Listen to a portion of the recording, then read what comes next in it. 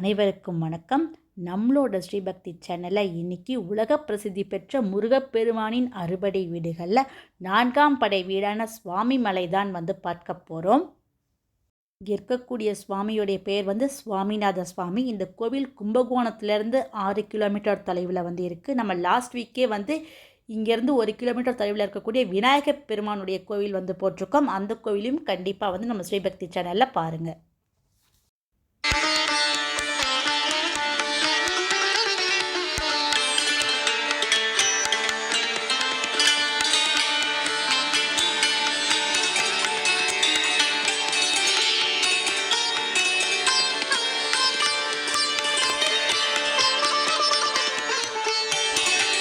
இந்த கோவிலுடைய தல வரலாறு என்ன அப்படிங்கிறத பார்ப்போம்.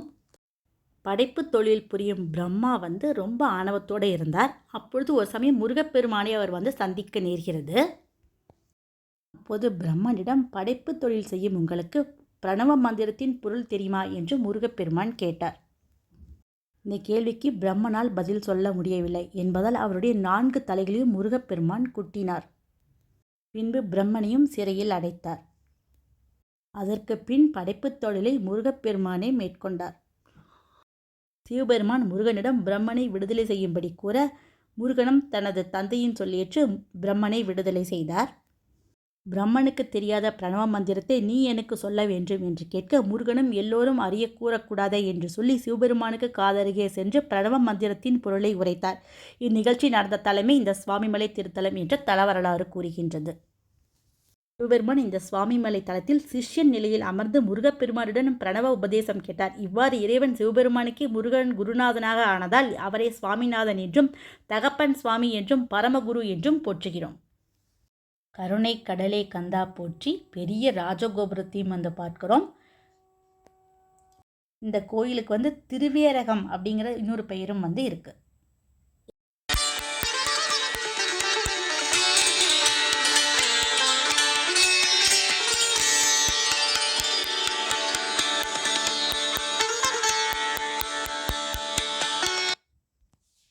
நம்ம கோயிலுக்குள்ளே வந்தோடனே முழுமுதற் கடவுளான ஸ்ரீ விநாயகர் பெருமானுடைய தனி சன்னதி பார்க்குறோம். இவருக்கு இங்கே வல்லப கணபதி அப்படிங்கிற பெயரும் இருக்குது.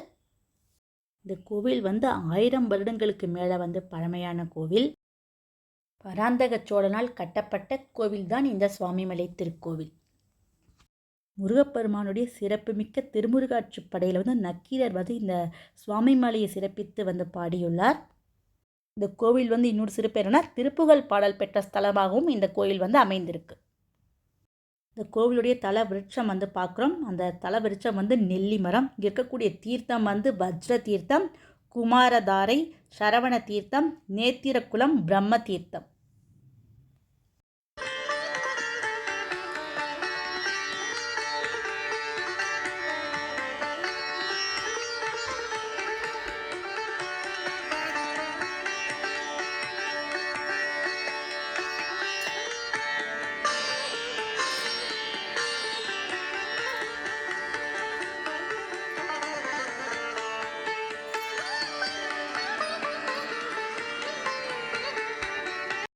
இந்த மலையோட அடிவாரத்தில் இருக்கக்கூடிய மீனாட்சி சுந்தரேஸ்வரர் திருக்கோவில் தான் முதல்ல பார்க்க போகிறோம். சுவாமிமலையில் இருக்கக்கூடிய முக்கியமான திருவிழா என்ன அப்படின்னா திருக்கார்த்திகை திருவிழா தான். இது 10 நாட்கள் பெரிய ஒரு கிராண்ட் ஃபெஸ்டிவலாகவே இந்த கோயிலில் நடக்கும். லட்சக்கணக்கான பக்தர்கள் கலந்து கொள்வார். நம்ம சுவாமிமலை டெம்பிளோட மினியேச்சர் தான் இங்கே அழகாக வச்சுருக்காங்க, அதை பார்க்குறோம். அடுத்ததாக சுந்தரேஸ்வர் பக்கத்துலேயே அம்பாள் மீனாட்சியும் அமர்ந்திருக்காங்க. இங்கே விநாயகர், மீனாட்சி, சுந்தரேஸ்வர், முருகப்பெருமான் எல்லா சிவ குடும்பத்தையும் ஒரே இடத்துல தரிசனம் பண்ணக்கூடிய அற்புதமான ஒரு கோவிலாக இந்த கோவில் இருக்குது. நம்ம தட்சிணாமூர்த்தியை பார்த்துட்டோம். அது பக்கத்துலேயே விநாயகரையும் பார்க்குறோம்.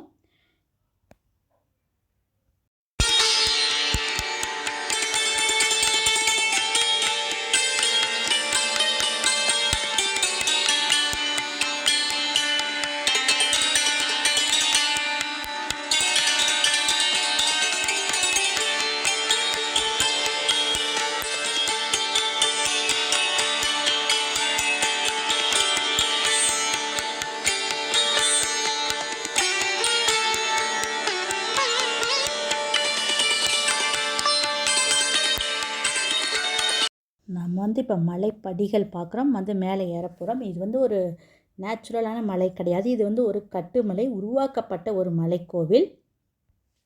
கோவிலில் முருகப்பெருமானுக்கு சிறப்பாக கொண்டாடப்படும் அத்தனை விசேஷங்களும் ரொம்ப விமர்சையாக நடைபெறும். பங்குனி மாதத்தில் வந்து வள்ளி திருக்கல்யாண விழாவும் மிக சிறப்பாக வந்து நடைபெறும்.